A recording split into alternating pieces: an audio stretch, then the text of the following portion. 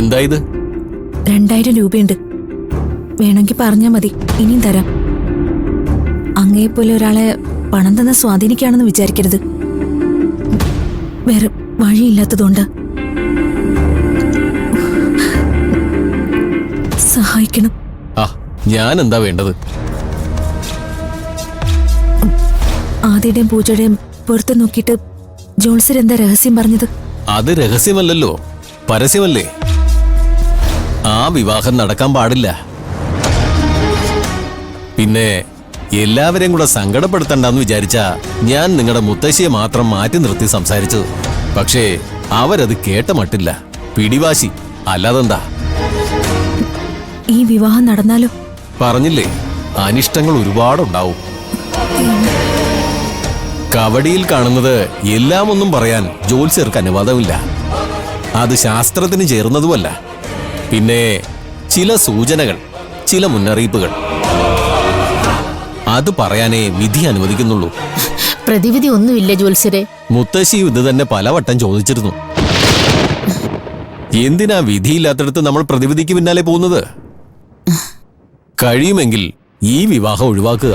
അയ്യോ, അതല്ലെങ്കിൽ വരുന്നിടത്ത് വെച്ച് കാണുക. അല്ലാതെ ഞാൻ എന്തു പറയാനാ? പിന്നെ ദൈവത്തെ നന്നായി മനസ്സറിഞ്ഞ് വിളിക്കുക. എല്ലാം ഈശ്വരേച്ഛയ്ക്ക് വിടുക. പൊയ്ക്കോളൂ.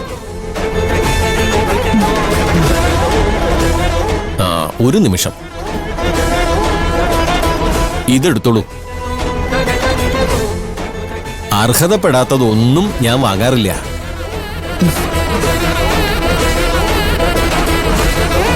ജാതകക്കാരന്റെ ആയുസ്സിനും ഐശ്വര്യത്തിനും വേണ്ടി ഞാനും പ്രാർത്ഥിക്കാം.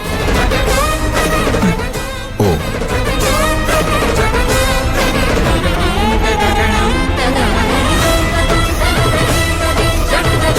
അമ്മേ ഭഗവതി, നീ തന്നെ രക്ഷ.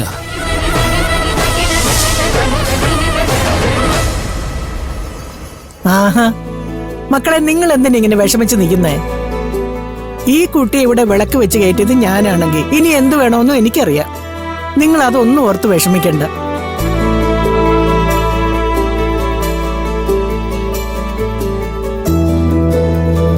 ഇത് പിടിക്ക്. എന്തേത്? കണ്ടറിഞ്ഞൂടെ? കാശ്. അതല്ല മുത്തശ്ശി, ഇതെന്തിനാന്നാ ചോദിച്ചേ? നിങ്ങൾ പുറത്തൊക്കെ ഒന്ന് പോയി കറങ്ങിയിട്ട് വാ. പോയി ഒരു ഐസ്ക്രീം ഒക്കെ കഴിച്ച് മോൾക്ക് അത്യാവശ്യം ഡ്രസ്സൊക്കെ വാങ്ങിയിട്ട് വാ. എന്താടാ നോക്കി നിൽക്കുന്നു? പറഞ്ഞു കേട്ടില്ലേ? വേഗം പോയിട്ട് വാ. അല്ല മുത്തശ്ശി, അത് ഞാൻ പറയുന്നത് നീ അങ്ങ് അനുസരിച്ചാ മതി. മുത്തശ്ശി അതല്ല. ചെല്ലടാ, ചെല്ലു മോളെ. ആ പിന്നെ നീ എടുത്തോ 2 ജീൻസും ഷർട്ടും ഒക്കെ. മോളെ, സെലക്ഷന്റെ കാര്യം നീ നോക്കിക്കോണേ. ഇവന്റെ ജീവിതത്തിൽ ഒരൊറ്റ സെലക്ഷനെ ഇതുവരെ നന്നായിട്ടുള്ളൂ. അതാ ഈ നിൽക്കുന്നത്.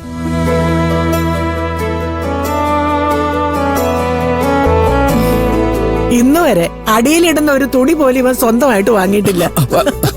അതൊക്കെ ഞാനും മാമിയും കൂടെ വാങ്ങിച്ചു കൊടുക്കുന്നു. ഈ മുത്തശ്ശിയുടെ ഒരു കാര്യം. മോളെ, പാവമാ എന്റെ കുട്ടി. ഇനി നീ വേണം അവന്റെ എല്ലാ കാര്യങ്ങളും നോക്കാൻ. മോള് പോയി ഡ്രസ് വാങ്ങിട്ടോ.